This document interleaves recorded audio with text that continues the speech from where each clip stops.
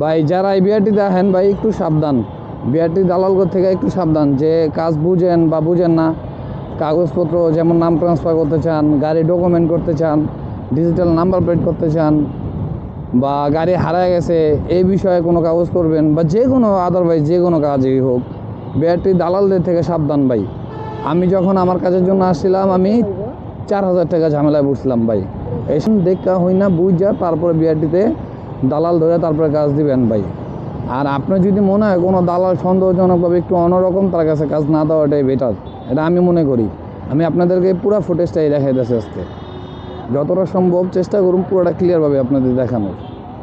কারণ এটা হলো কোনো কপি দিয়ে এটা চলবো না, এটা মূলটা লাগবে। এটা কেউ নষ্ট করবেন না, এটা যত্ন সহকারে ঘরে রেখে দেওয়ার চেষ্টা করবেন। 121 নাম্বার ডেস্কে সিরিয়াল ধরে দাঁড়াবেন, আপনাকে একটা টোকেন দিবে, টোকেনটা দিয়ে আরেক জায়গায় যেয়ে আপনার স্মার্ট কার্ডটা তোলা লাগবে। গাড়ির কাগজটা বলে এখনও রেডি হয় না, 1 বছরের কাছাকাছি হয়ে গেছে, এখনও রেডি হয় না। আবার নেক্সট টাইমে আবার ডেট দিছে ভাই। এরকম এই যে দেখেন বিআরটির দালালগুলো, আমি একটা ফুল কাজে পৌঁছি যেন আমি বিআরটিতে যেয়া কোন জায়গাতে নাম ট্রান্সফার করুম, কোন রুমেতে কী করুম, এগুলো যদি না জানা থাকেন ভাই, ইউটিউবে একটা রিভিউ দেখা সুন্দর মতো আহার চেষ্টা করবেন, মোটামুটিভাবে দেখা আপনার। আর নয়তো বিআরটিতে এই সবাই ভোগান্তিতে পড়তে হইতে পারে।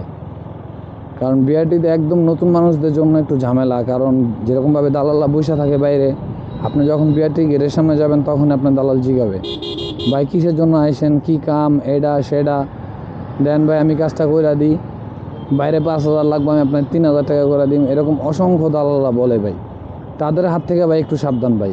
কথাটা করার কারণ কি ভাই, আমি আমার গাড়ি কেনার সময়, আমি নাম ট্রান্সফার করে আসার সময় আমার ডিজিটাল নাম্বার প্লেটের জন্য টাকা দিয়েছিলাম, ওই দালাল নাই এখন, দালাল আমি এইসব পাইনি। যাই হোক, যে কোনো কারণবশতই হোক, তো যারা একবারে নতুন ধরেন নাম